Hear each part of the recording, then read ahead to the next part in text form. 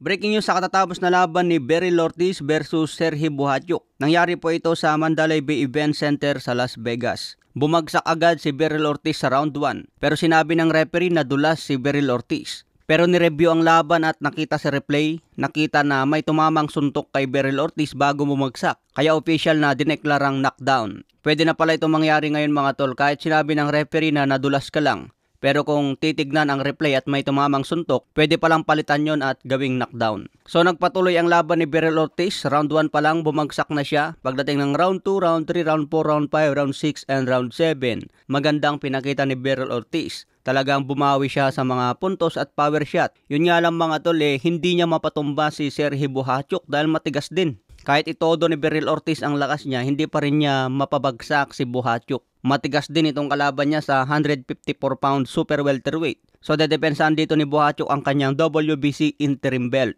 So pagdating ng round 8 mga tol, bumagsak na naman si Beryl Ortiz. Tinamaan ng left hook. Ito talaga yung legit at kitang-kita ang pagbagsak ni Beryl Ortiz. So dalawang beses na siyang bumagsak mga tol. Round 1 and round 8, bagsak si Beryl Ortiz.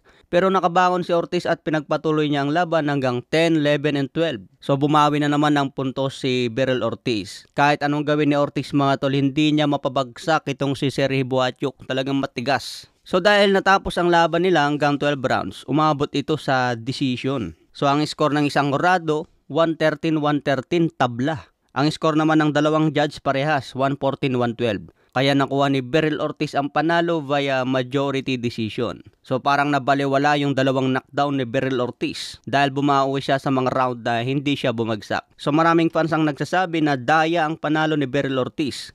Kahit yung mga nanood sa mismong event talagang binubu ang panalo ni Ortiz. May bagong kartada si Ortiz na 22 wins, 21 KOs, walang talo. So ngayon pa lang umabot si Ortiz hanggang 12 rounds. Si Sergey Bohatiuk naman may kartadang 24 wins, 23 knockout, may dalawang talo na. So makikita din sa kartada nito mga tol, may knockout power din. Si Beryl Ortiz na ngayon ang bagong WBC interim champion sa super welterweight. Mandatory challenger na ni Sebastian Fundora. Kaya sinabi ni Beryl Ortiz matapos ang laban, gusto niya labanan kung sinong panalo kay Errol Spence at kay Sebastian Fundora.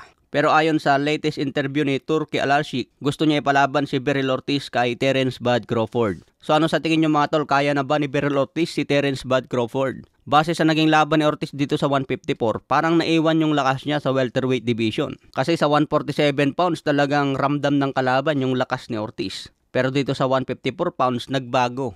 Parang hindi na tinatablan si Sergey Bohatiuk. So kung maglaban si Beryl Ortiz at Terence Bud Crawford, tingin ko mahirapan pa rin si Beryl Ortiz. Pero sulit yung mga nanood sa laban mga tol, talagang sigawan sila mula simula hanggang sa huli. Entertaining fight kasi ang pinapakita ni Beryl Ortiz, talaga namang pukpukan.